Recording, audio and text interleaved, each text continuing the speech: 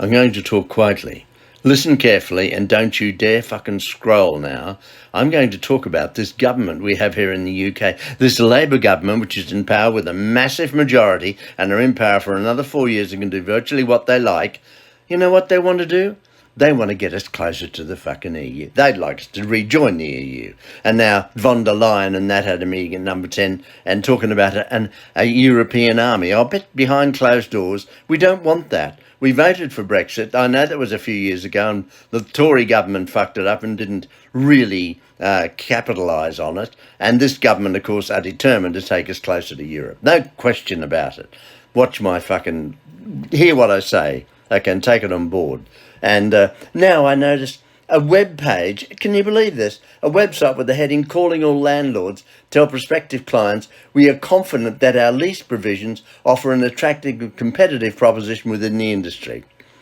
They are promised rent paid on time every month with no arrears, full repair and maintenance, free property management and utilities and council tax bills paid by Serco. Housing migrants.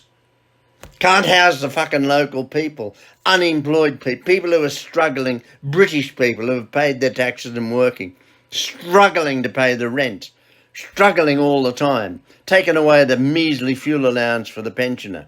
And yet you're fucking advertising this.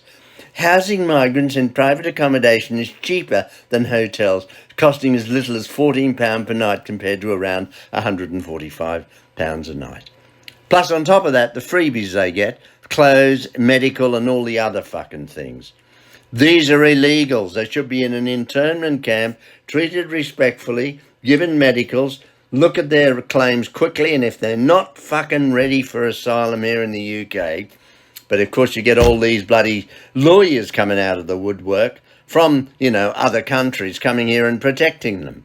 But the local people, the people of Britain, the people that made this country so attractive to them, are treated like shit.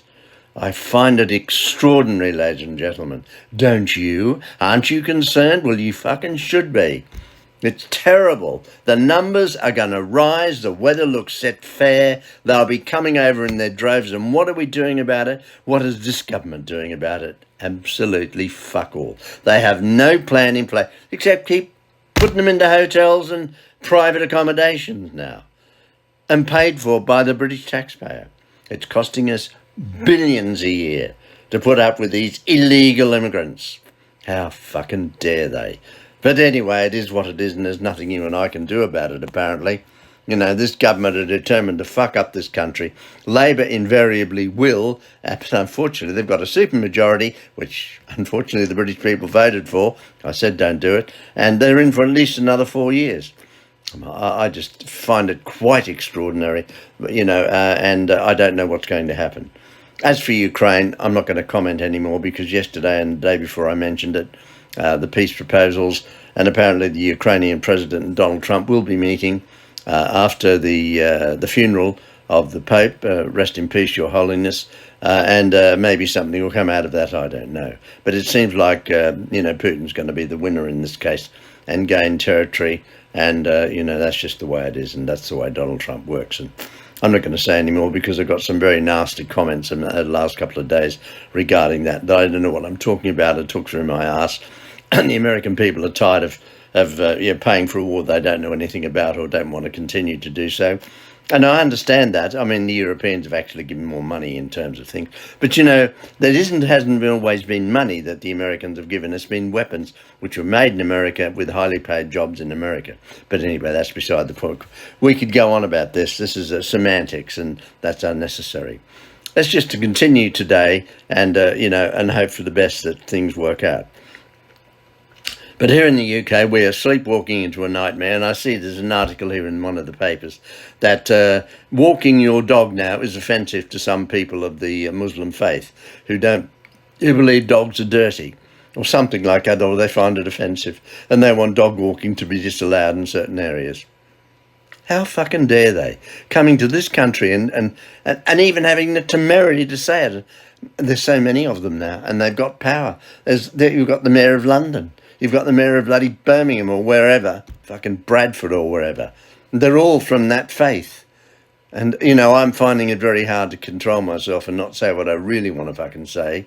and I'm concerned because we're heading blindfolded. We're heading for a fucking nightmare, and we are still. Just remember, we are still the majority. And it's time for us to stand up and be counted. Look after the British people. Look after our homeless. Look after our old age pensioners. Look after our veterans. Look after the veterans. Oh my God, I read a report about the number of suicides from our... Nobody seems to care about our people. Well, it's time we did, don't you think? Oh my God. I mean, I look at the headlines in the paper and it just terrifies me. And I worry about what the future holds. I do. I really do worry about what the future holds.